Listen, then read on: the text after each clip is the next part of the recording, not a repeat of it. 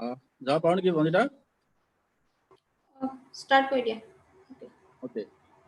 So a very good afternoon to all of you. Respected Chairperson Sir of this organizing committee, Dr. Dipen Soikia Sir, Honorable Resource Person, Professor Jayanta Krishna Sharma Sir, Honorable Coordinator Vandita Bharpara Ma'am, Joint Coordinator Dr. Jogesh Das, all the office bearers of this Center for Ethnic Studies and Research, and all the learned participants. I welcome you all to this second technical session. In this technical session, we have Professor Jayanta Krishna Sharma Sir from the Department of Political Science, Guwahati University. He will focus on good governance and development with special reference to contemporary crisis. Before his presentation, I would like to introduce him before you. Professor Jayanta Krishna Sharma Sir is presently working as a professor in the Department of Political Science under Guwahati University. He did his MA, LLB, and PhD from Guwahati University. He is a postdoctoral fellow from Texas, Austin. His areas of interest are public administration, policy studies, Northeast studies, Panchayati Raj, and development. He has edited a good number of works. He has edited the volume of Gender and Democracy in Northeast India, Politics of Inclusion and Empowerment, published by Purvanchal Prakash, Guwahati, 2019. He has authored a good number of books. Some of the books, name of the books are The Autonomy Paradox, Interrogation of Autonomy Movement and Autonomous Council in Assam, published by Purvanchal Prakash, Guwahati. Number 2 is Welfare Administration in Assam, Lambert Publication, Germany. Number 3, Prof. Ahom, Korma Sanskriti, Swadhinata Aru Onnaন্য, an analytical book of self-composed political analysis, contemporary issues in Assam, published by Assam Publishing Company. He has also co-authored a number of books. Number 1, Traditional Institutions of Meghalaya in the Crossroads in India. Lambert Publishing Company published this book from Germany. Number 2,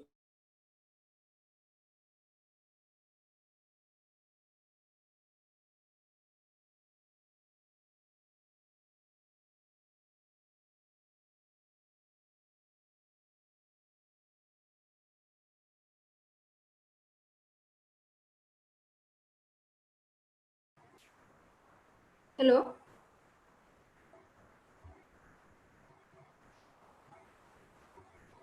Hello. Depend how audible.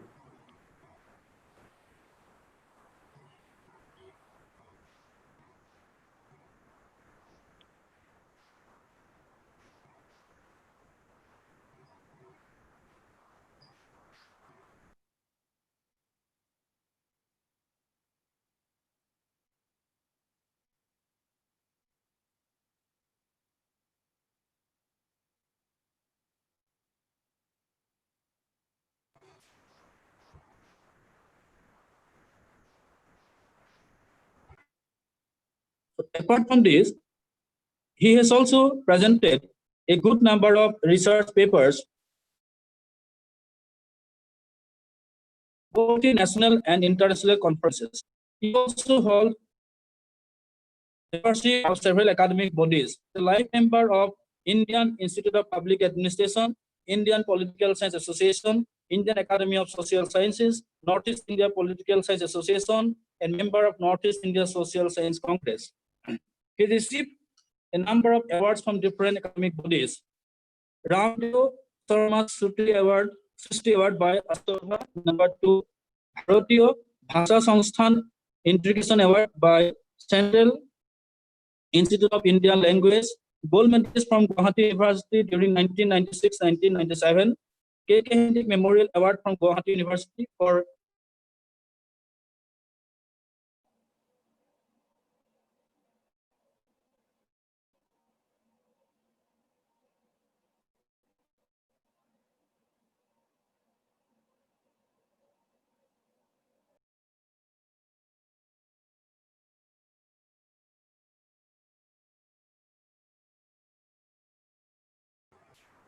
Hello.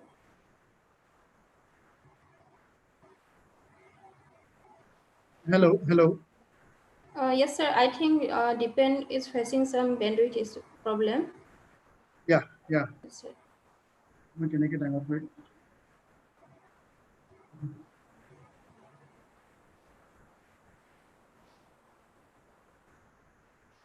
Hello, Dr. Dipendas.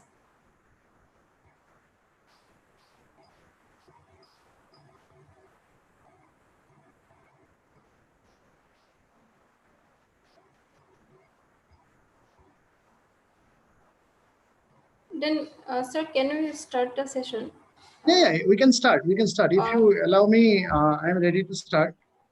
okay, then our resource person, Professor Jayanta Krishna Sharma sir, will take this technical session, second technical session.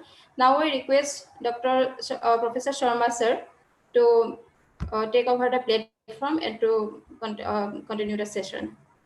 Okay, Sir. thank you. Thank you. Yeah. Thank you very much.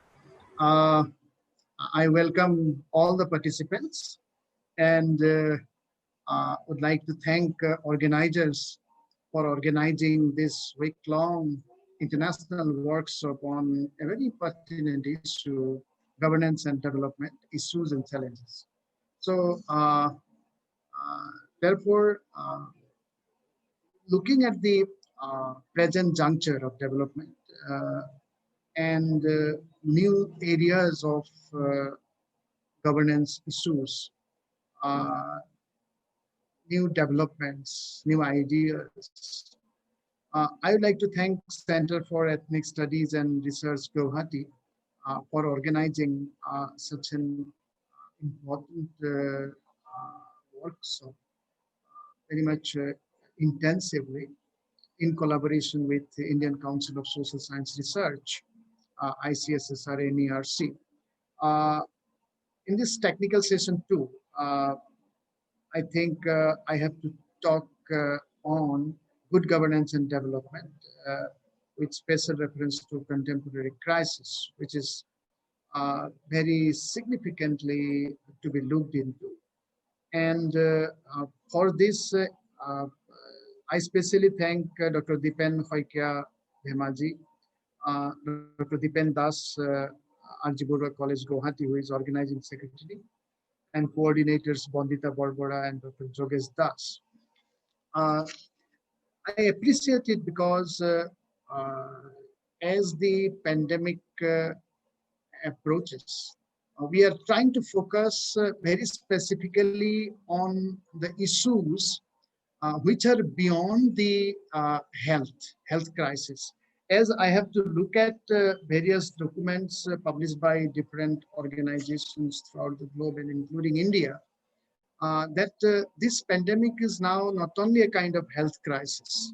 If we look at the Atlantic Council document, that what they have developed as a kind of strategy paper, they talked about that the coronavirus pandemic presents a kind of substantial shock to the post-war order. It's a very huge thing. It's very significant thing that the uh, the whole system of order that we have been looking at has been very much shocked, as the report says.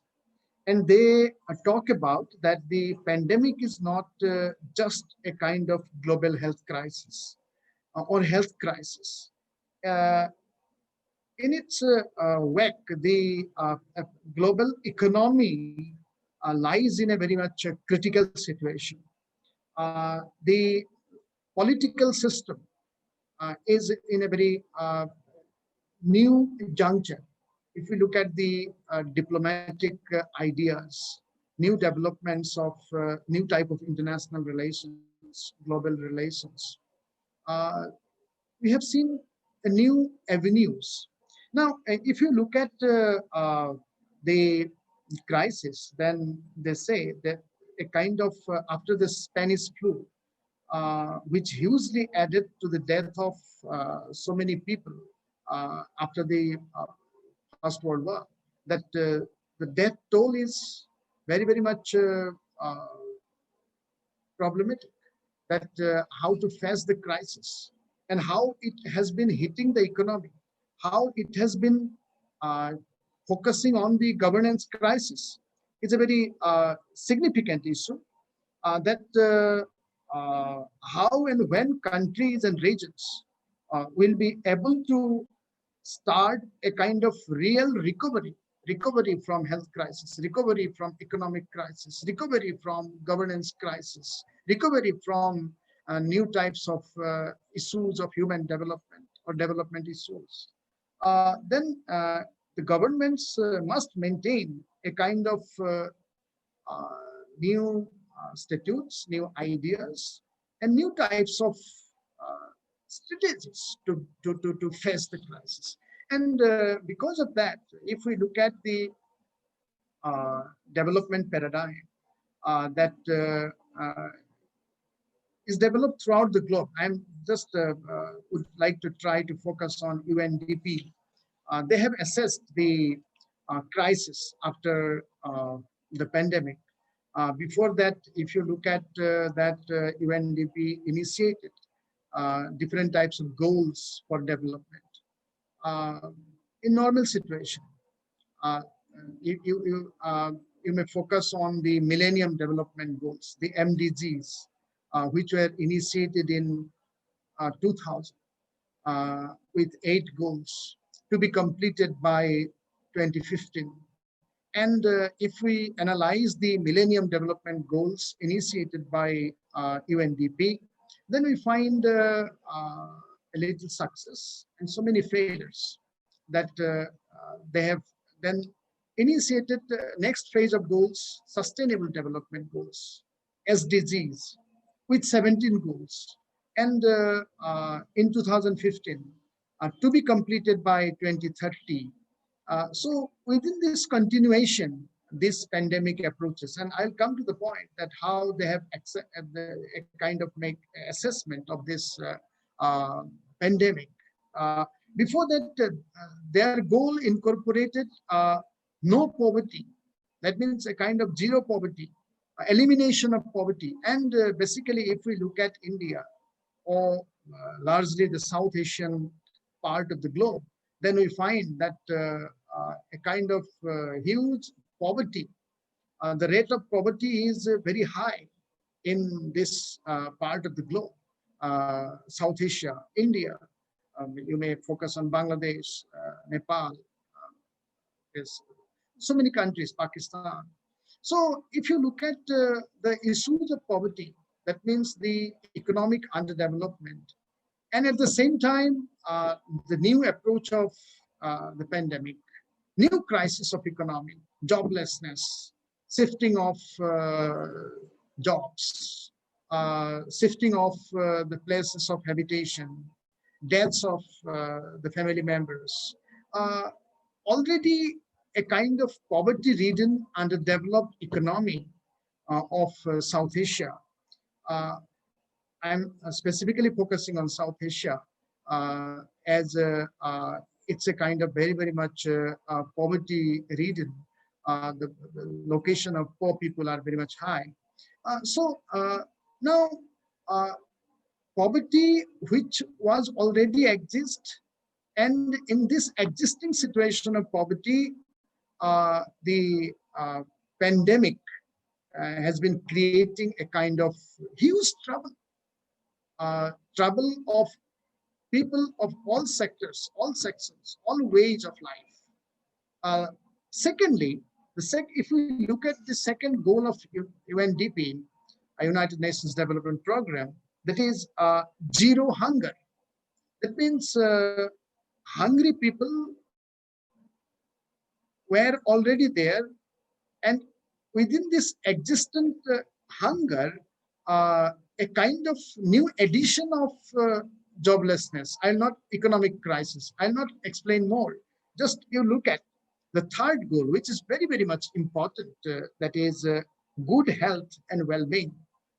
Now, good health and well-being is a very significant goal. The third goal the UNDP is incorporating in their goals. Now, they are talking about how to look at this good health.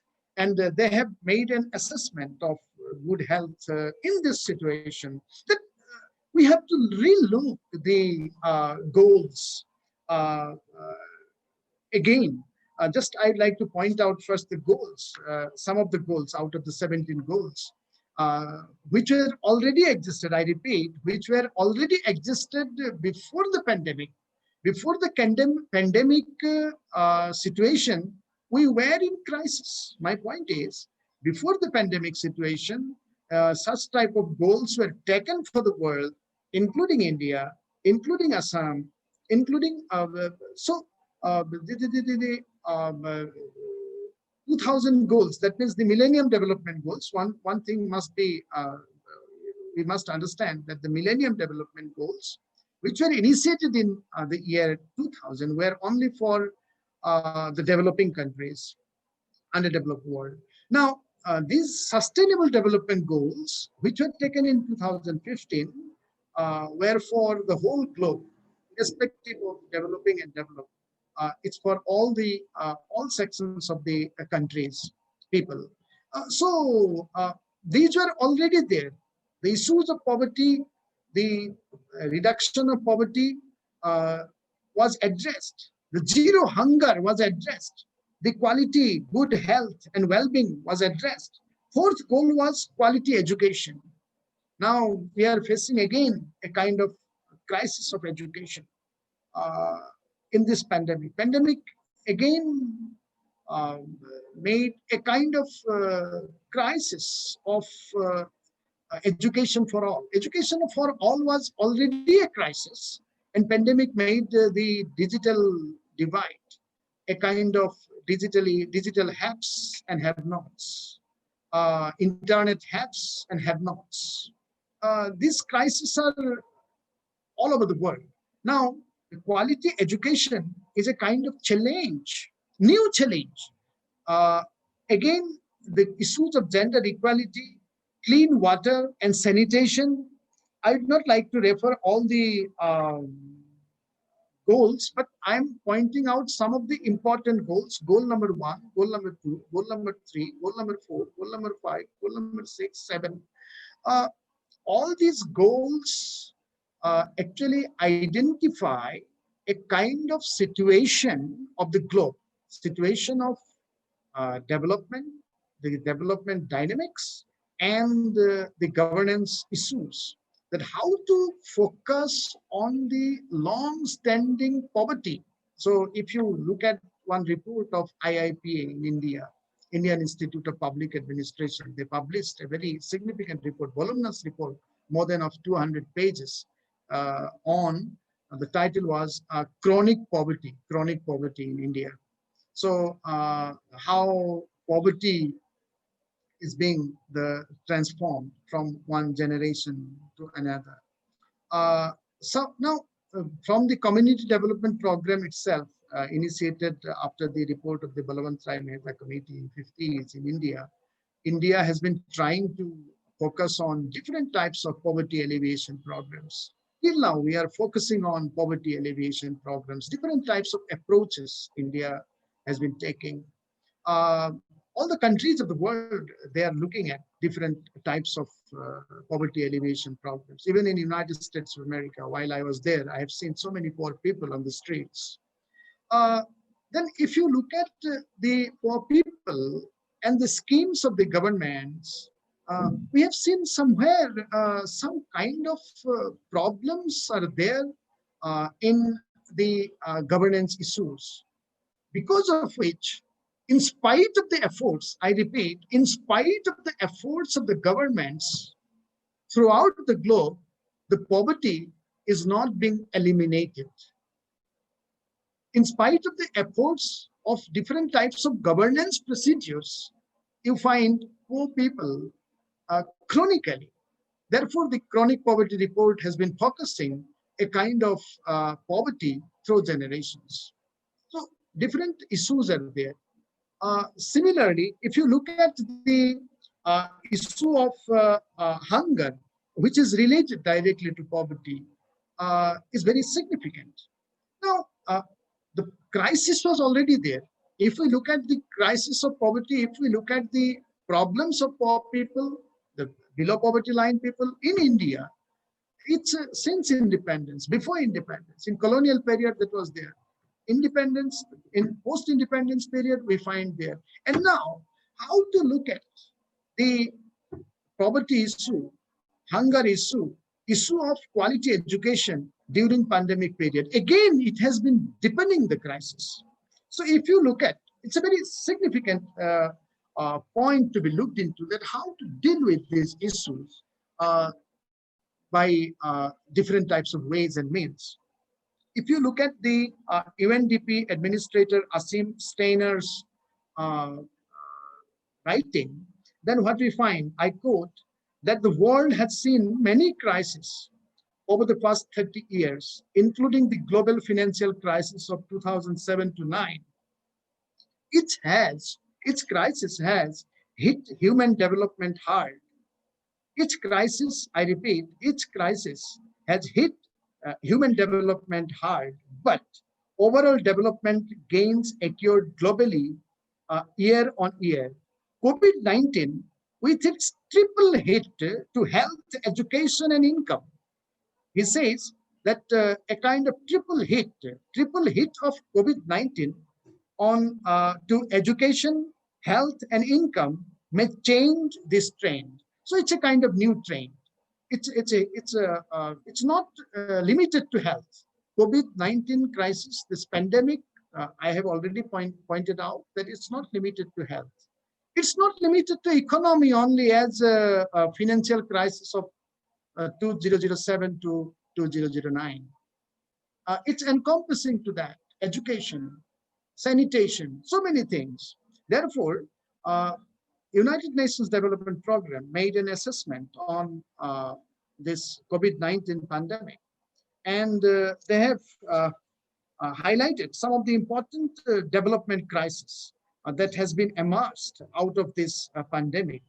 So if you look at on the basis of their assessment and on the basis of our assessment in different areas in Assam, in India, in different parts of India, and including South Asian region, that crisis is hitting hard on human developments, a kind of a constitutive element, that is income. Income, first of all, that if you look at the income generation in your neighborhood, in Guwahati city, in different parts of the country, with the largest a kind of problematic situation that we are facing, that and number one, income, number two, health, that causing death toll over so many lakhs, and death of children, death of elderly persons. It's a very serious matter to be looked into. And at the same time, education. Education, the crisis of education, with effective out of school rates, we have already facing a kind of dropout rates. The report says that dropout rate in country is very high. In different parts of the world, it's very, very high. Now, this pandemic has been adding this situation, that again, some very important issue that they have highlighted, that this pandemic was actually pondering on some kind of unresolved tensions between people and technology, between people and the planet, between the haves and have-nots. So these tensions were already shaping a new generation of inequalities pertaining to enhanced capabilities, the new necessities of the 21st century, as defined in the 2019 Human Development Report, which is very important to be looked into. But the response to the crisis, I repeat, the response to the crisis can shape how those tensions are addressed and whether inequalities in human development are reduced. That is the basic thing to be looked into. So, so we have seen the Human Development Index. We have seen the income, the gross national income, or projections of gross national income. And we are looking at different types of strategies of the government to enhance the economic possibilities and capabilities of the countries, including India. But how to face these challenges? How people will face these challenges? How one community will face these challenges? How local governments will face these challenges? State governments, in case of India, and central governments, the union government will face these challenges. And how a kind of coordination could be established to face the challenges. Challenges, not only I am talking about the challenges to health, the challenges are kind of manifold type of challenges. Now, therefore, if we look at different other various studies, then we find they're talking about to look at response through a kind of equity lens. Response through an equity lens. So they say that the countries, communities, and groups already lagging in enhanced capabilities will be particularly affected, and leaving them further behind will have long-term impacts on human development. That is a very significant point. Secondly, what they are focusing on, that focus on people's enhanced capabilities. It's very important to identify that it needs a kind of reconciliation of public health situation and economic activity. A kind of a coordination must be there. Again, a kind of coherent, multidimensional approach. Coherent, multidimensional approach is being suggested, where if you look at the, as I have already pointed out, that the crisis has multiple interconnected dimensions. It's not a kind of crisis which is based on singular dimension. As we have seen a kind of interconnected dimension, multiple interconnected dimensions, therefore a kind of multidimensional approach of governance, multidimensional approach of development is to be focused, where health, economic and social aspects, various other educational dimensions, the issues of consumption, issues of production are to be incorporated in a systematic way. That only could allow us to deal the crisis very much in a humanistic way. To focusing on the what I have already talked about, or UNDP talked about, focusing on the poor people, focusing on the hungry people, focusing on the people who are already dropped out, who are already on the verge of leaving schools.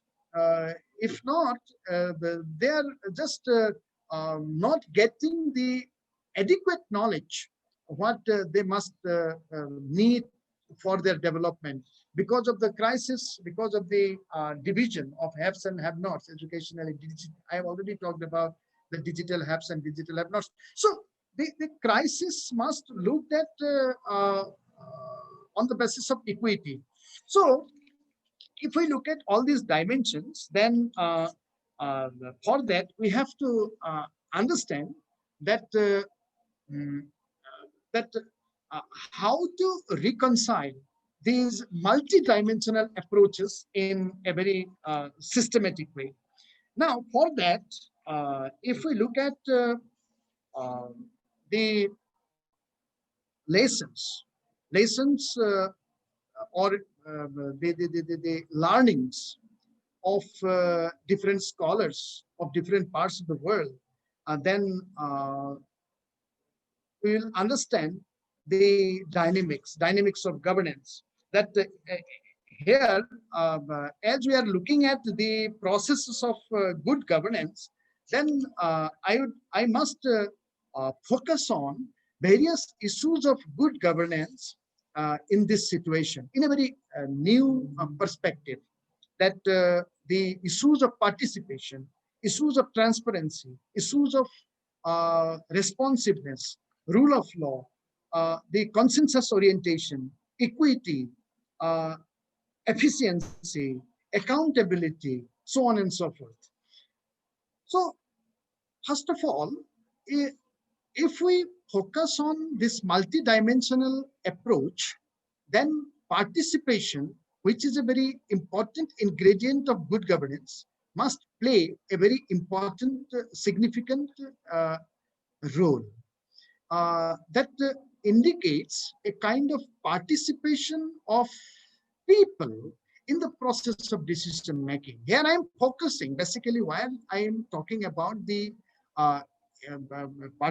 issue of participation, then I am focusing on, basically in case of India, the functioning of local self-governments.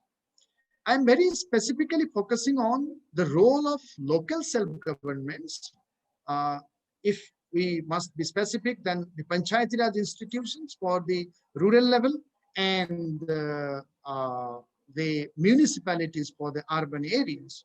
That village to village, that means each village must prepare a kind of plan and program for themselves, for their upliftment, a kind of regeneration within the village, or a kind of development of cooperation between a cluster of villages, and preparation of planning for their regeneration, economic regeneration, educational regeneration, and regeneration or new plans towards the elimination of poverty. How to eliminate poverty at the village level is to be prepared, is to be understood, is to be generated, is to be rethink within the village level. And for that, a kind of participation of the people within the village is necessary. They have to develop, they have to search new kind of avenues to regenerate all these dimensions: zero hunger, no poverty, or education, quality education at the village level. For that, a kind of new ideas to be relocated. For example, if one village is not self-sufficient to do all these things, then a kind of cooperation they need, they may seek from state, from union. So in this way, participation may be redefined. It's not a kind of simple participation in the only in the election process, or what we generally understand, or participation in the initiatives taken by the governments.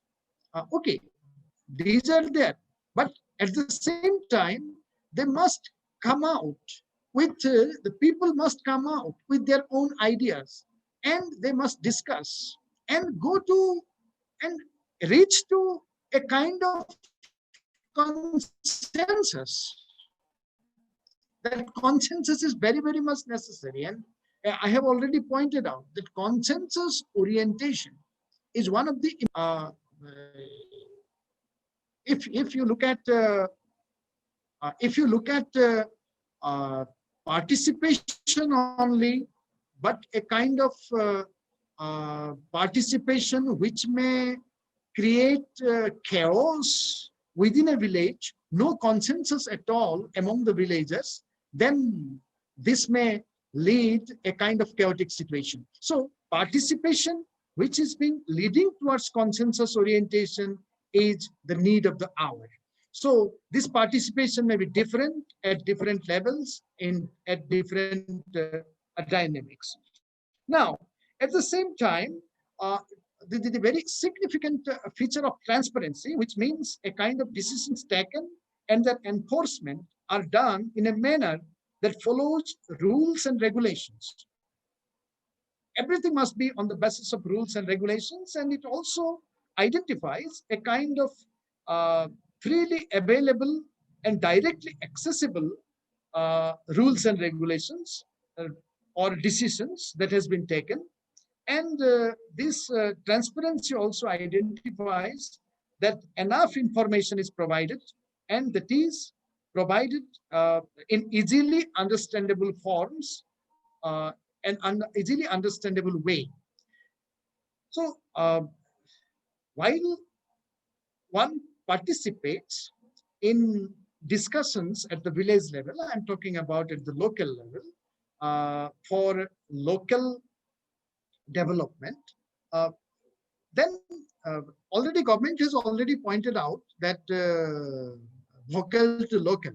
That means local must be enhanced, that the local things must be developed, local ideas must be developed, local make must be developed. So, but how to develop local? Local must participate. Local must participate in the process of production. Local must participate in the process of development in a transparent way. That transparency is necessary. In the name of local make, in the name of local production, in the name of local participation. If transparency is ignored, if accountability is ignored or negated, then this will not be a kind of permanent development or permanent way of production, permanent way of participation. These things will create chaos. So this participation at the local level must be accountable, must be based on some kind of transparent ideas, transparent documents, transparent methods and modalities, and towards the orientation to reach a kind of consensus. And one very important dynamics of good governance is responsiveness, which is very significant, which require that institutions, people, processes try to serve within a kind of reasonable time frame, within a parameter, within a kind of reasonable rules and regulation. So that must also be looked into. Now, the issue of equity and inclusiveness, which is very important at the village level. Inclusiveness and equity identifies a kind of process of ensuring that all of its members, maybe at the village level, that all of the members of the villages feel what they feel, that they have a stake in the decisions. They have a stake in what they are going to do for the issues of production, and do not feel excluded. Do not feel excluded. They must feel included. And this feeling of exclusion from the mainstream of the ideas, the feeling of exclusion from the process of participation may create a kind of chaos again. So this requires all groups, particularly the most vulnerable, have opportunities to improve or maintain their well-being. That is very important.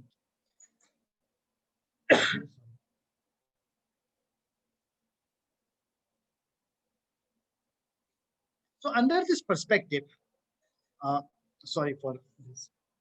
Under this perspective, if we look at the processes of development throughout the globe, and the processes that what the government of India has been trying to focus, and what actually we need, as you have seen that joblessness, the closure of the industries in huge cities in Mumbai, Bangalore, and different parts of Tamil Nadu, Chennai. So, and coming back of the youths to the villages, not only in Assam, but also in other parts of the country, maybe in Chhattisgarh, maybe in Bihar. So many youths are coming back to the villages in Assam. So now villages are now full of potentialities. Therefore, I am pointing out all these things within the framework of good governance. Villages are full of potentialities with capacity of manpower, capacity of people who know the different types of technical know-how. So many youths who are coming back from different parts of the country they are very, very much efficient in different types of responsibilities, efficient in different types of production activities. So all are not equipped enough in a similar way, but they know different types of technical abilities, know-hows. Therefore, the ideas and realities, therefore, the plannings and programs from village to village must be different. And on all these dynamics, the Panchayati Raj institutions, the local self-government institutions must play a kind of very determinant role. Their role must be there. The elected representatives must focus on different types of dynamics. So how to take advantage of the knowledge and capabilities that has been achieved, learned by the youths who are there now in the villages, coming back from different parts of the country. This will help the youths. This will help again the villagers. This will help the young men, the children in the village. That capabilities and technical know-hows must be used. Now, if we look at the crisis, it represents, again, if we look at significant challenges to public leaders and their policy framework. That means the policy framework which were already prepared, which were already there on force, are being some policies may be invalid. So that must be looked into. That's a very significant point for the local government, also state, and similarly for the union. And at the same time, at the global level too. If you look at the global level, that the emerging crisis between the business crisis between People's Republic of China and United States of America, it's a kind of new type of what I should say, that Cold War, business Cold War has been starting. A kind of new types of relationship, diplomatic relationship between nation states has been emerging due to COVID-19. Similarly, new type of administrative values, governance ideas, governance structures has been developing within the country. The federalism, process of federalism, understanding of cooperative federalism, or the center-state relations, or the relationship between executive, legislature, and judiciary has been relooked. So a kind of new feeling, new ideas are actually pondering on the various policy framework. Similarly, that must be focused at the local level. What is my basic focus point? That, okay, at the global level, global leaders are there. You may think that they may discuss and develop their own ideas of global diplomatic relationship. But who will think for the villages? Who will think for the villages? The villagers. Therefore, the basic norm of participation is necessary. Therefore, what I am focusing here. Now, timely response is one of the important issue that what the development process requires, timely response. If you respond after the end of the crisis, then this may not focus the real thing, real dynamics. That if you respond timely, that needs, when it needs, then you have to look at the issues. Then it marks the difference between a kind of ability and needs.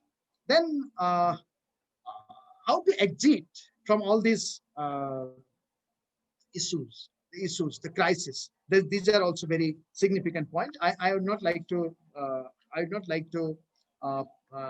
take your much time, but adopting a kind of whole of society approach. Now I am trying to focusing one very important approach to be looked into. under the framework of good governance, under the framework of new human development dynamics and development approach, that the whole of society approach is very significant, is very particular for this crisis. Now, citizens are asked to actively take part in containment measures, including social distancing, self-quarantine, community support, and so many things. In the same way, citizens must look at the crisis situation. Citizens must focus on the crisis of their family. They may discuss the thing with the representatives. They must try to find out ways out, not at individual level. They may try for at individual level, but at the same time, whole of the society approach, they must discuss with the society. The other members of the society are also facing the same type of situation. So it's a kind of societal approach. The whole of the society approach may create a kind of difference. Therefore, a new type of strategy is very, very much required. And this COVID-19 represents a kind of significant threat. But that threat, the challenge is to be taken care of. It must be addressed. People, society, the local governments, and all other governments must not be silent. A kind of new approach may create a kind of new ideas in the new style of governance system to face the challenges. So the social systems, I must say that naturally, by nature, adaptive. Social systems are by nature adaptive, and this crisis presents a kind of learning opportunity. I repeat, this crisis presents a kind of learning opportunity for all of us, for all individuals, scholars, members of the society, representatives of the society, who are victims of COVID-19. For all of us, it creates a kind of opportunity to learn. And this is a test for our governance system. And it is safe to say our collective response will shape the future. Our collective response will shape the future for years to come. With this note, with thanking you all, I'd like to conclude here. Thank you very much.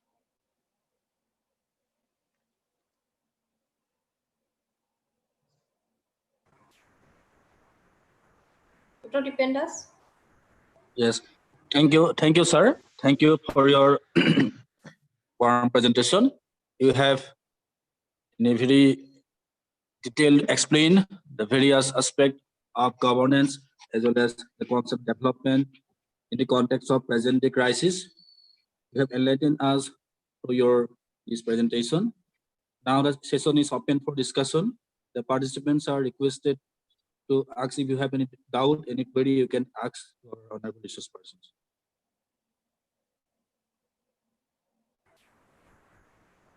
The participants can unmute themselves.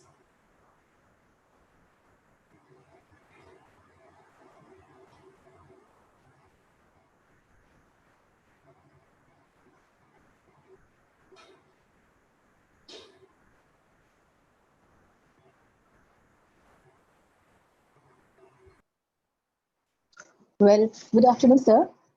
Yeah, Your presentation was very excellent. So perfectly, you have simply explained the entire crisis period during this COVID-19 era. Sir, may I just want to know from you that can you a little bit highlight more on zero hunger and chronic poverty, which is related to your entire topic regarding during this pandemic period? okay. Am I audible to you, sir?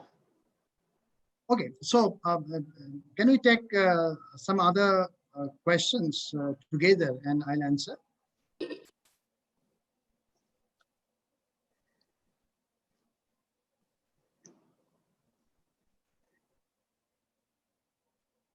Honorable participants, if you have any doubt, any query, you can ask.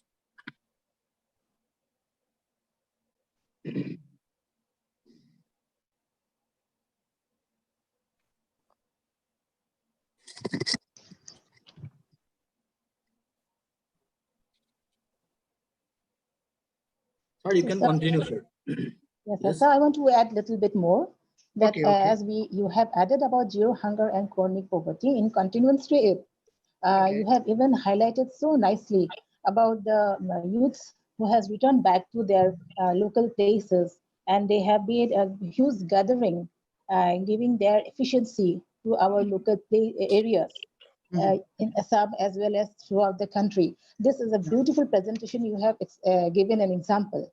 So, sir, Yeah. because the entire pandemic period is still going on, and how till which extent can we imagine and think and have those manpower in building up our administration or in building up our good government or governance, and we can add it into be called as a good governance of their active efficiency if we want to add them in our local places. Okay. Okay, very nice. Any other questions? Any other questions or any kind of observations? Most welcome. I'll take together and I'll answer.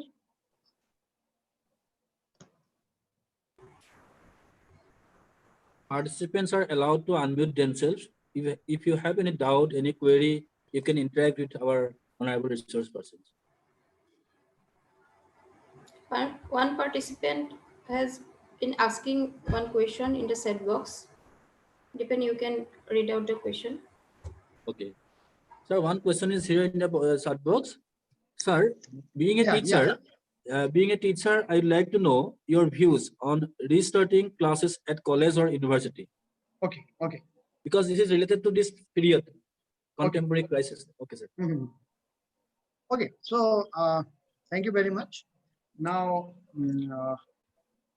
first question that deals with the issue of zero hunger and the chronic poverty. It is the poverty issue. Basically, what is important to understand that the issues of poverty, hunger, or lack of quality education, gender inequalities, so many things. These are the very, very much pertinent issues of development, pertinent issues of human existence itself, all over the globe, including India, including South Asia, including India, including Assam. And United Nations Development Program uh, has been trying to focus on these issues from the very beginning. And therefore, they have started a kind of process for elimination of poverty, or elimination of hunger, creating a kind of atmosphere for quality education since long. Now, if we look at the poverty situation throughout the globe, then what we find that according to their estimate that a kind of people that go to the bed without dinner are very much high. Now, therefore, they have taken this sustainable development goals. What I'm pointing out, the Millennium Development Goals, there was also the issues of poverty and hunger, and because of their failure to achieve that goal due to chronic poverty issues, again in 2015, these Sustainable Development Goals were started. And the very first goal out of the 17 goals, what they have enumerated, the very first goal is, goal number 1 is no poverty. No poverty by 2030, by 2030, 2030. And second goal is zero hunger by 2030. So that means a kind of, they are trying to focus on policies by the state governments. policies by the state governments to eliminate poverty. Therefore, different policies are being suggested, and Government of India also trying to focus on these issues, that how to eliminate poverty. But as these policies are again state specific, again they needs certain kinds of governance issues. Again, you find that in so many countries, the programs and policies are not implemented properly. That is a very significant question, which is linked with the issue of governance. Therefore, the issue of governance is very important. I repeat, the issue of governance is very important, because if governance structure, governance style, governance paradigm is very, very much perfect, then only one perfectly developed policy could be implemented successfully. Otherwise, very good policies may also be a kind of failure. They may fail in actual field. If you pump money, if you pump good policy, if you pump different kinds of avenues, but if governance structure is very, very much in malfunctioning way, practice malfunctioning structures, then it results in a kind of failure. So therefore, we have to look at a different strategy for a participatory governance structure, accountable, which must be, and transparent, and consensus orientation, along with the responsiveness. That's what I am focusing today. And it must be started, that responsive, participatory, accountable governance system must be started from the very grassroots level, from the village level. Then only the goals, then only the much needed goals, goal of elimination of poverty or hunger, whatever they are focusing. So many other goals, 17 goals are there, very important goals, they could be fulfilled. Therefore, okay, the second question that what you are reading from this, okay,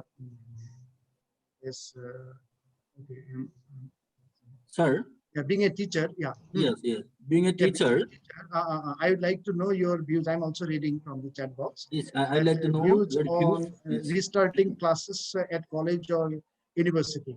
Okay, Yes. restarting classes at college or university is important, because as I have already said, that the digital divide is very, very crucial. That so many children are there, so many students are there in different parts of the state, different parts of the globe, who are not actually achieving quality education, which are being provided through different digital platforms. But at the same time, the security, the health security, is very, again, important. That if the class structure in a normal way, which were practiced before the pandemic is being restarted, then how to make them secure, that the issue of health security could be protected, the expansion of pandemic could be checked. These measures are to be looked into very carefully. Otherwise, if a kind of systematic structure could not be made, it's not possible to allow gathering of students, allow gathering of people in this situation. That's a very important point. Therefore, a kind of modalities must be developed to look at for restructuring, restarting the classes. Okay, now another question I am also reading here.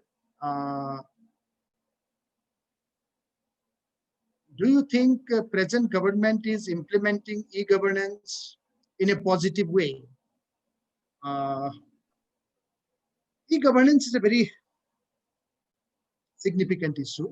That the National E-Governance Plan is initiated in India in 2005.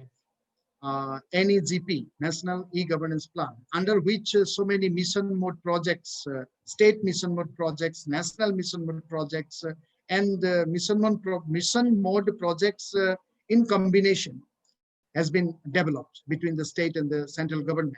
Now, if you look at the mission mode projects, then you find projects like e-district, e-panchayats, e-courts, so many, e-police, so many the projects were developed. In 2011, if you look at the implementation of the e-governance by the present government, present means I am trying to focus on last 15-20 years. If you look at these things since 2005, then you find that in Assam, if you look at Assam, then in 2011, if I remember correctly, the 2 districts of Assam were incorporated in e-district project, 1 Gwalpara, 2 Sunitpur. And they have started the process of implementation of e-district project in Gwalpara and Sunitpur.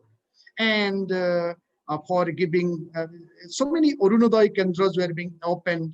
And the idea is to provide service to the people at their doorstep. They must not come to the office of the deputy commissioner or different district offices for just their application for their birth certificate, death certificate, or their PRC certificate, whatever. Now, if you look at, I have visited many times to Gwalpara and Sunitpur. I have seen that to some extent, if you look at the data, that so many certificates are being issued by the office of the deputy commissioner to the people at their doorstep. People may come to, if their computer facilities are not there at home, to the Arunodaya Kendras at their villages.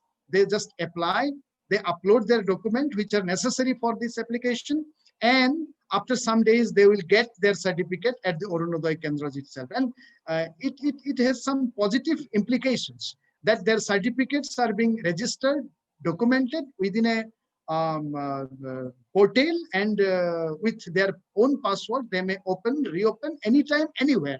So many positive steps are there. At the same time, if you look at the e-panchayats, then due to so many problems, a number of panchayats are not in a position to implement all these things. But if Panchayati Raj representatives are very, very much sincere, if they are interested, if you look at in different panchayats, the e-panchayat systems are being implemented, but due to the problem of electricity, due to the problem of internet connection, okay, today in Guwahati itself, I have faced the connectivity problem. So look at the villages, think about the villages of Dhemaji, think about the villages of the bank of the river Brahmaputra in Dhuburi, think about the village of a kind of hills area. There may be and must be the problems of connectivity, because of which so many e-panchayats programs are being failed. But if you look at the e-courts program, banking programs of e-governance, then you find some sincere efforts are being made. A kind of digitalization process has been started. So I think e-governance is very, very much important. And for success of e-governance program, again, it needs active e-participation of people. For active e-participation of people, a kind of e-learning is necessary. E-learning, that is, earlier we talked about e-literacy, e-literacy. Now, e-literacy is very, very, electronic literacy is very, very much important. Electronically literate people could only participate in electronic process, this governance process. And now in Western democracies, you may look at, if you look at the different areas of European Union, EU, then you find they are talking about e-democracy. We are now not in a position, if you look at the present situation, may it be COVID-19 or before COVID-19, that e-democracy may not be possible because of so many existence of so many illiteracy, e-literacy. They are not even in a position to identify one person in their name in a voter, this machine, voting machine, they need a symbol to vote.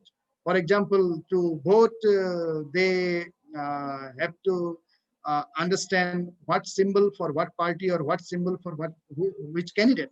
So under this situation, e-democracy is not thinkable at all. But when literacy could be achieved, 100% literacy could be achieved, 100% electronic literacy could be achieved, then one day we may shift towards, people may shift, the countries may shift towards e-democracy also. So these are the very new kinds of avenues, and new ideas are there emerging, and a government could be able to implement all these things with active participation of people only. Any other question? Sir, two more questions Yes. are there. One is from Dr. Anita Ranglam, suggests some mechanism on how the efficiency and potential of labor return could be utilized at the local governance. Okay. And another question? Another question is, sir, to become a developed country or an ideal country, is it important to have a better leaders or a better citizens? Thank you very much. So the question of efficiency and potential labor returning could be utilized at the local governance. I have already focused various important issues on that. And the second is that become a developed country or an ideal country, it's more important to have a better leaders and better citizens. Okay, so the things are very much interrelated. Better citizens, if you have better citizens, then automatically you will elect better leaders. If citizens are empowered, if citizens are very much responsive, then they find responsible leaders. Imagine that 50 people are here in A position and 50 people are there in B position. That means B place. In A place, 50 persons are there, and in B place, 50 persons are there. In A place, all the 50 persons may not be totally fully literate, but they are very much responsive. They are beyond the what I should say, that corruption and all these malpractices. They are not involved themselves. They are not involving themselves in the malpractices and corruption. They are very much honest, and they're dedicated to the nation. Their first choice is nation. They want to develop nation. They want to develop their village. They want to develop their local place. Then these 50 people, if required, elect a person who is responsible to the village, to the nation. And imagine another 50 people who are located in place B, who are very much corrupted, who are not at all responsible, so on and so forth. They may elect the same kind of person as their leader. So leader always is based on the people. The quality of leader is based on quality of citizens. Because in a democracy, citizens elect their leaders.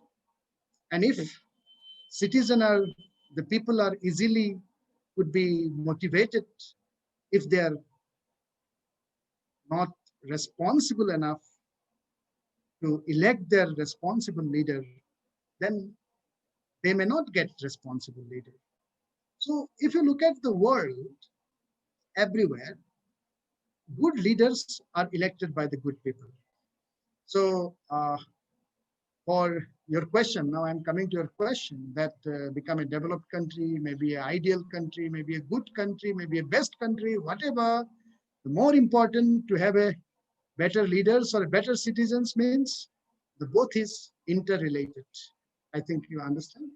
The question of efficiency is very important because in this globalized world, specifically, I must refer the NPM, the New Public Management Process. It talks about 3 E's, that efficiency, economy, and effectiveness. These are the basic norms of administration today. So if you look at the NPM, New Public Management, which was initiated by Margaret Thatcher government in United Kingdom in 1979, while the Margaret Thatcher was the prime minister of that country, actually so many public officials, that means the public servants, were kicked out from the office because of their incapacity, their inefficiency, lack of efficiency. So only efficients were welcomed. And from that point, if you look at the changing dynamics of administrative system or the specifically the management practices, efficiency is the one of the important criteria. And efficiency could be calculated. Efficiency could be generated. Efficiency could be estimated. And for every type of administrative governance dynamics, efficiency must be one of the important tools. How to achieve, how to develop, how to inculcate efficiency at different levels of administration is a challenge of contemporary administration in countries like India. For that, a kind of measure of different types of measures are to be taken, and there are policies to look at, to take measures to inculcate efficiency among different levels of officials, among representatives, and so on and so forth. So without efficiency, you can't, what I feel, that it's not possible to think about development. Thank you.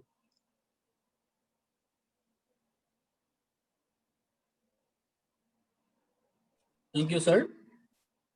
One more question. Okay. Is there from Krishna Burma. Sir, as you said, development process requires timely response. What should be the best timely response of our government to fulfill the economic crisis of post-COVID era?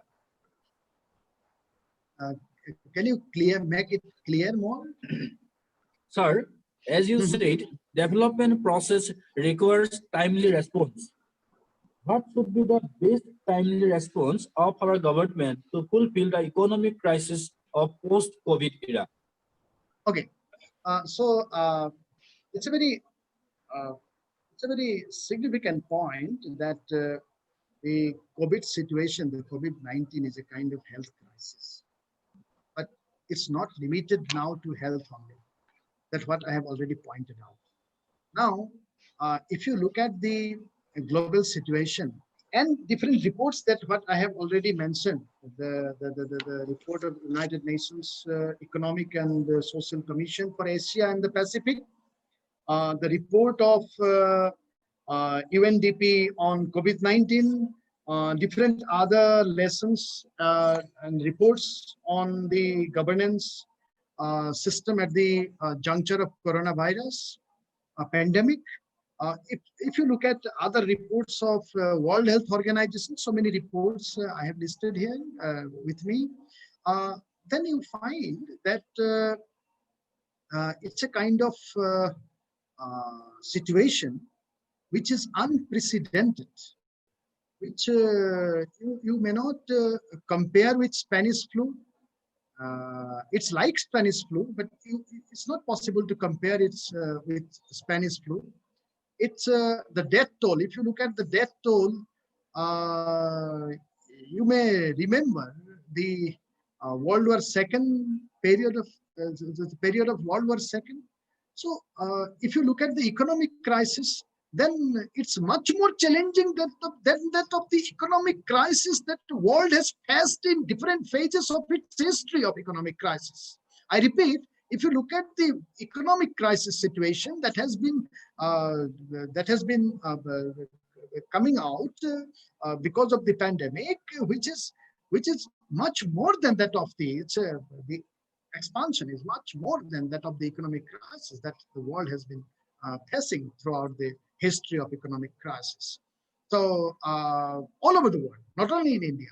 Therefore, a kind of strategic vision, strategic mission of the countries of the globe at different levels is very, very much necessary. Now you are looking at, because of the crisis, you are finding a kind of crisis of relationship between the People's Republic of China and United States of America. Now, how to look at this the balance of business between these two countries, and how other countries are focusing on the issues of deglobalization. If you look at the process of economic development, that how actually Karl Marx formulated the issues of development, that what I have not pointed out here. And at the time of colonial period, if you look at focus India, then a kind of drainage of resources, wealth towards the Western countries. And we have shifted to a kind of mixed economy under Nehruvian era. Then in 1991, we have shifted to LPG, liberalization, privatization, and globalization. And we have liberalized, privatized so many things due to globalization. And now we are talking about the whole world in different phenomena, in different typology. They're talking about deglobalization. They're talking about, if you focus in India, we are talking about Make in India. And Make in India is not a kind of post-COVID declaration. Make in India was a declaration which was before the COVID-19 pandemic. That a kind of situation, economic situation, was already started. And we are talking about local. The Prime Minister of India has been focusing on vocal to local.